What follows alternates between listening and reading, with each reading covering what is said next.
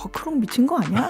버크롱은 남는 임기 동안은 오히려 어떻게 보면 조금 더 안정적인 통치를 할 수 있는. 그렇게 되면 진짜 마크롱의 승부수라고 해야 될까요? 네. 전략 전술이 먹힌 거죠. 진짜 엔비디아가 암시장에 팔리고 있다더라. 네. 그래서 중국으로 가면 잡아낼 방법이 딱히 없다는 거예요. 역사상 밀수, 밀매, 밀주를 막는데 성공한 사례가 없어요. 오늘도 해담경제연구소 어혜진 소장 나왔습니다. 어서 오세요. 안녕하세요. 자, 요즘 가장 이슈가 저는 프랑스거든요. 네. 근데 역시 프랑스 챙겨오셨어요.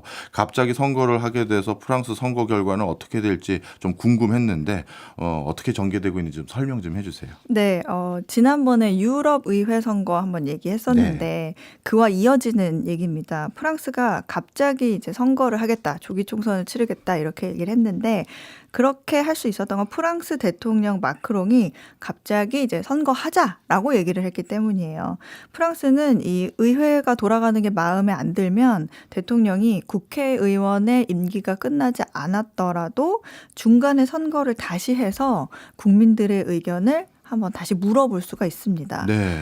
그럼 마크롱은 왜 갑자기 의회 선거를 다시 하자고 했을까? 예. 이거는 그 프랑스 대통령 마크롱의 상황에 대해서 먼저 알아야 하는데요.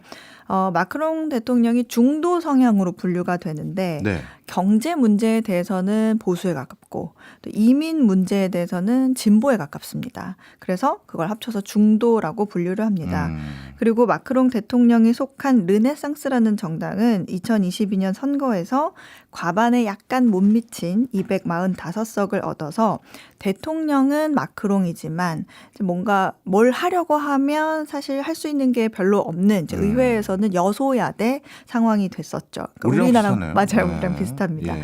그런데 지난달에 이제 유럽 의회 선거가 있었잖아요. 예. 유럽 의회에 의원을 뽑는 선거라서 사실 프랑스 의회와는 아무런 상관이 없는데 이제 회원국별로 그 나라에서 국민들이 선거를 치르는 거거든요.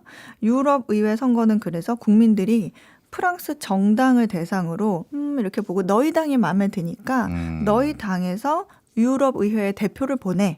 이렇게 정당 인기 투표를 하는 형식이어서 네. 여기에 나온 표심이 사실상 현재 프랑스의 민심이 됩니다. 거기서 이제 이번 그 유럽 의회 선거에서 그런데 극우 정당이라고 불리는 국민연합이 32%를 득표를 했고 예. 마크롱의 정당은 14%를 득표를 했습니다. 어찌 보면 마크롱이 이거 선거 결과를 보고 국민들에게 내가 다시 신임 한번 받겠다 그거군요. 네. 그래서 프랑스는 사실 다양한 정당들이 굉장히 많기 때문에 예. 특정 정당 하나가 선거에서 30% 이상을 받기는 굉장히 드문 일이에요. 근데 이민에 반대하는 이 극우 정당 국민연합이 30%가 넘는 인기를 모은 게 확인이 되니까 마크롱 대통령이 뭐라고 했었냐면 그 당시에 선동가들의 부상은 프랑스에게 굉장히 위험하다. 예. 국민들이 다시 현명한 판단을 해서 민주주의에 좀 힘을 실어달라. 이렇게 하면서 의회를 바로 그날 해산을 하고 네. 선거를 다시 하자고 한 겁니다. 네. 그런데 불과 한 달 전에 유럽 의회 선거에서 국민들이 국민연합 지지를 보냈던 정당이 따로 있었는데 네. 한 달 만에 다시 그걸 확인한다고 뭐가 달라질까요? 그렇죠. 그래서 많은 전문가들이 버크롱 미친 거 아니야? 약간 저게 무슨 짓이야? 이렇게 무슨 도박이다. 네. 이런 반응을 보였던 건데요. 어쨌든 대통령이 의회 선거 다시 하자고 하니까 네. 해야 되긴 해가지고 실제로 했습니다. 예. 1차 투표 결과 극우 정당 국민연합이 33%의 득표율로 예상대로 1위를 했거든요. 그렇겠죠. 네. 근데 반대로 이 마크롱이 속한 정당은 20%대 정도밖에 득표를 못해서 어차피 과반은 아니었지만 네. 이제 원래 1등이었던 위치에서 2등도 내어주고 3등이 된 거예요. 네. 그런 정당이. 참 그게 이해가 안 가네요. 예를 들어서 한 달 만에 선거를 다시 하게 되면 연패를 할 가능성이 높은데 그럼 자기의 정치적 입지가 더 취약해질 텐데 마크롱이 이런 선거를 또 하자고 한 이유가 뭔지 의구심이 드네요. 일단은 이렇게 표면적으로만 보면 예. 야, 정말 이해가 안 간다 이렇게 생각할 수 있는데 그 속내가 뭘까 하고 이제 분석해 본 사람들이 어떤 식으로 얘기를 하냐면 이제 추측 하나가 네. 마크롱이 이 남은 대통령의 임기를 이런 상태로 계속하면 하고 싶은 일도 못하고 인기는 지금 계속 떨어지고 있고 네. 그러면 이제 3년 후에 선거에서 다음 대통령은 마크롱이 싫어하는 극우 정당에서 나올 가능성이 매우 높아지는 거거든요. 그렇게 하느니 차라리 선거를 다시 해서 극우 정당 국민연합을 제1당으로 만들고 그리고 총리를 거기에서 하라고 하면 나라 일은 사실 대부분 총리가 하잖아요. 네. 그러니까 앞으로 3년간 이제 프랑스에서 벌어지는 여러 혼란과 소란 이런 거는 극우 정당의 국민연합의 책임이 된다.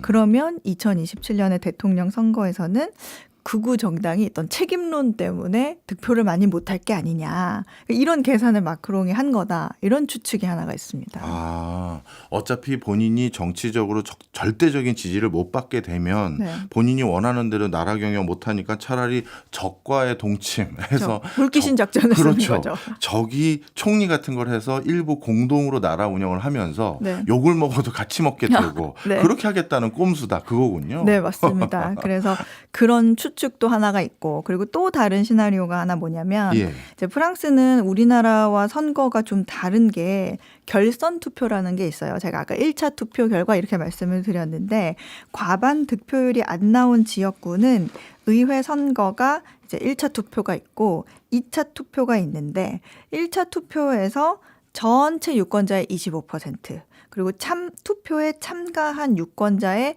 50% 이상을 득표하면 2차 투표 없이 당선이 되는데 네. 그게 안 되면 1차에서 12.5% 이상 득표한 후보들끼리 다시 결선 투표를 합니다. 근데 이 결선 투표에서는 그냥 최다 득표자가 이기는 거예요. 아. 근데 마크롱의 계산은 추측컨대 극우 정당이 표를 많이 받더라도 모든 지역구에서 다 과반이 넘는 1등을 하지 않을 거다.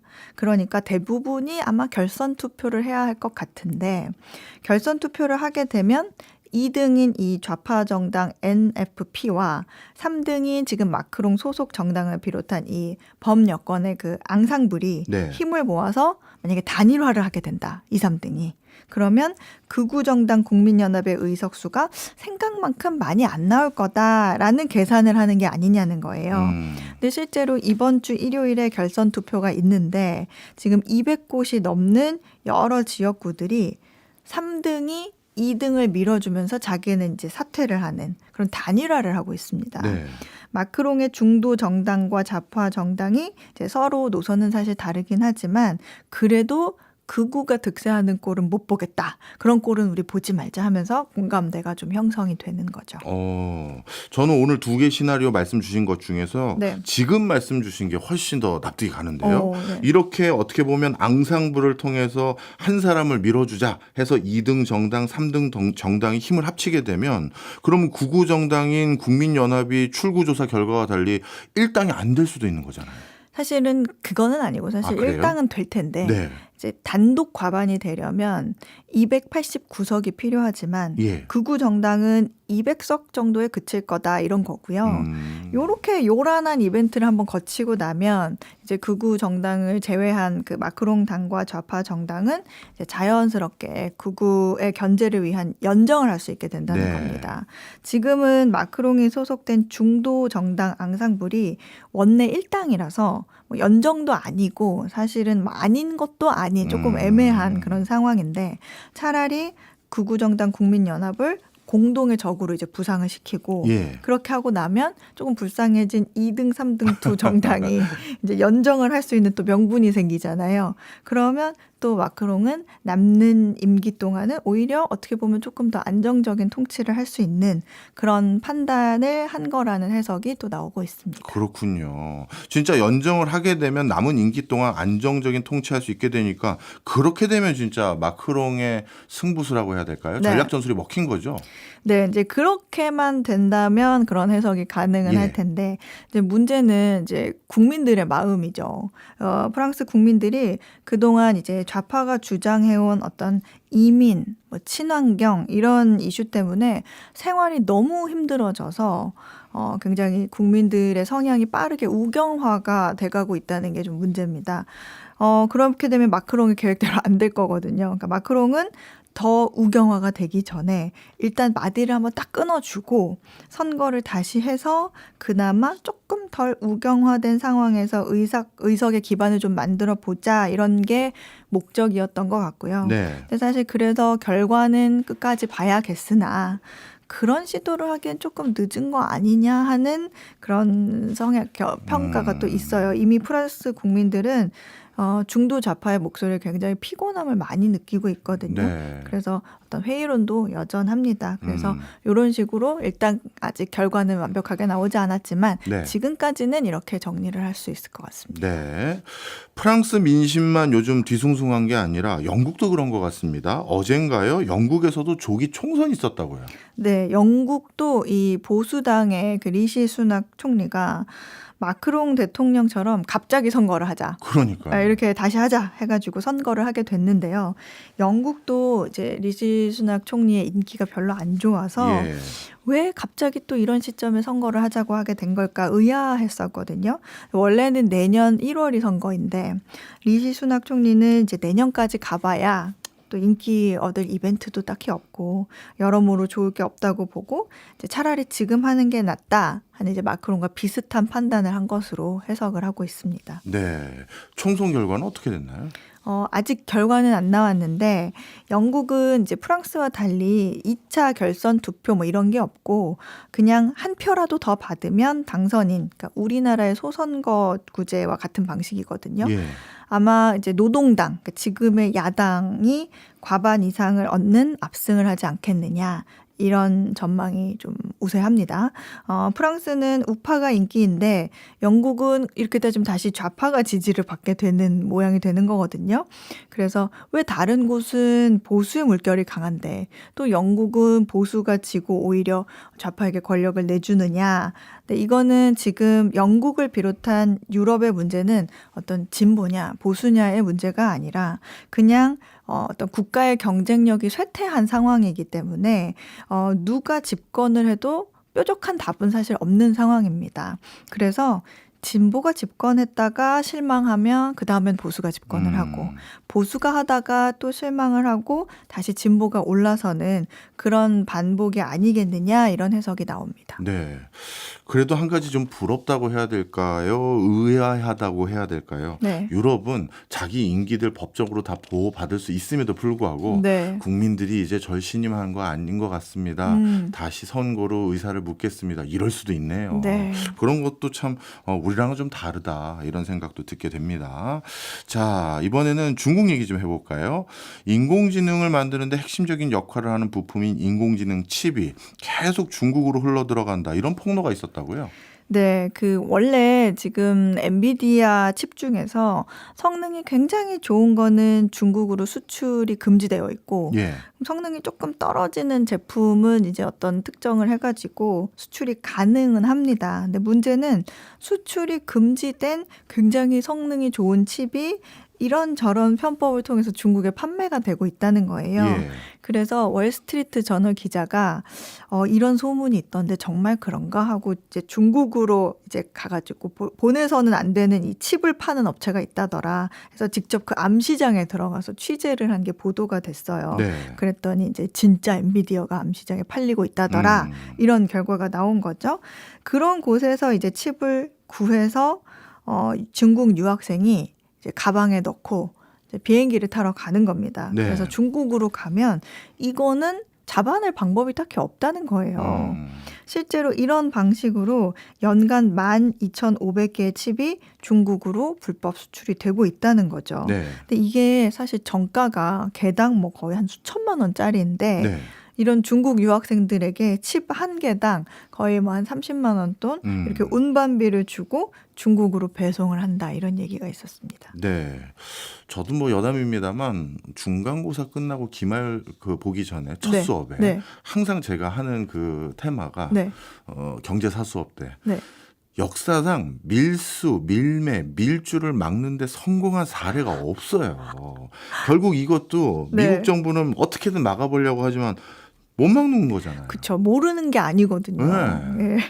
이게 좀 비슷한 일이 또 반대쪽에서도 네. 있는 게요. 중국 제품이 또 이제 그 관세를 엄청 물리면서 미국에 못 들어가고 있는 상황이 좀 생기고 있는데 이게 또 미국으로 잘만 들어가고 있더라. 이런 상황이 또 있어요. 미국이 그 중국산 제품에 대해 관세를 부과하고 있지만 그걸 피해가는 방법이 또 뭐가 있냐면 이제 제일 흔한 거는 아무래도 여러분도 아시겠지만 중국에서 물건을 이제 어느 정도까지 만들어서 뭐 제3국 말레이시아 같은 곳에 보내는 거예요. 네. 그래서 거기에서 완제품으로 조리를 하고 이제 말레이시아가 대강 포장을 해서 미국으로 보내면서 이제 메이드 인 말레이시아. 아. 그러니까 우회 수출을 하는 게 하나가 있고요. 예. 이제 다른 방법은 이제 우리나라도 이제 해외에 다녀오면서 국내 면세점 뭐 이런 거 사갖고 물품으로 국내를 가지고 들어올 때 이제 $150 미만은 뭐 관세가 면제다 이런 한도가 있잖아요. 네. 근데 미국도 그게 있겠죠. 근데 미국으로 수입되는 물건 중에 $800 미만은 관세를 물지 않아요. 면세예요. 예. 그래서 처음부터 이제 $800 미만 제품이라고 이걸 속여가지고 그냥 표기를 그렇게 하는 거예요. 일일이 확인을 안 하니까 이거는 그냥 $800 미만입니다. 이렇게 해서 들어오는 거죠. 그러면 이거를 일일이 확인을 안 하니까 왜냐면 확인하려면 인력도 필요하고 그렇겠죠. 시간도 더 필요하단 말이죠. 그래서 그냥 밀물처럼 계속 넘어온다는 겁니다. 그래서 또 유럽에서는 유럽도 그게 있어요. 150유로 미만은 무관세 통과였는데 예. 유럽은 조치를 취합니다. 이제 미국은 사실 선거를 앞두고 있어가지고 이렇게 조치를 빨리 취해버리면 이런 중국에서 싼 값으로 들어오는 물건들의 대부분은 이제 저소득층이 구매를 하기 때문에 저소득층의 부담이 늘어나거든요. 관세를 제대로 물리면.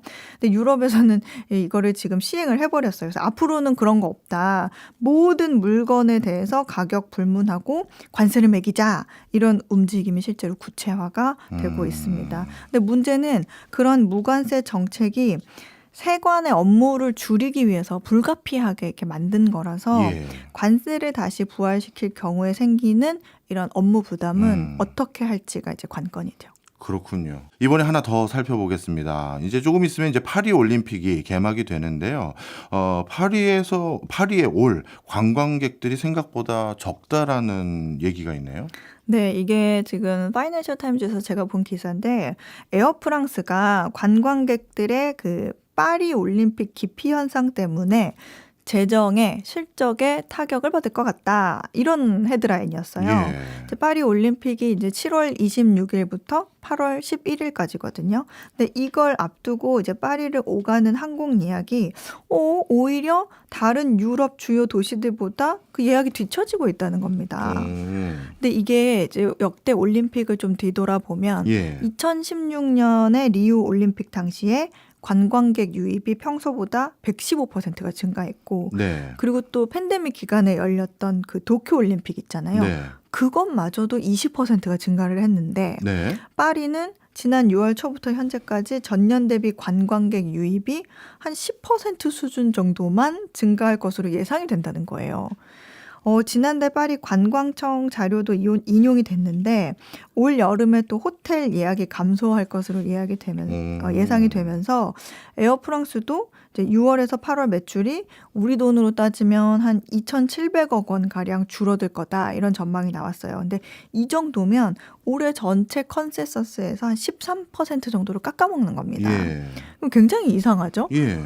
원래 올림픽이라는 거를 이제 정말 목숨 걸고 개최하려는 이유가 우리도 물론 88 올림픽 때 그랬지만 관광 수익 예. 그리고 어떤 방문객들이 많이 오면서 그로 인한 이후에 어떤 경제적 효과를 예상하고 그게 따라오는 사실 법인데 참 이상하다 이런 생각이 요즘에 드는 거죠. 네.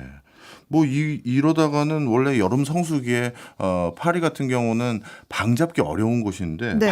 많이 남겠는데요? 맞아요. 그래서 파리도 사실 올림픽 개최되면 한 1,500만 명 정도의 관광객이 유입될 거다 이렇게 예측을 세워놨는데 예. 아직 방이 많이 남았다고 합니다.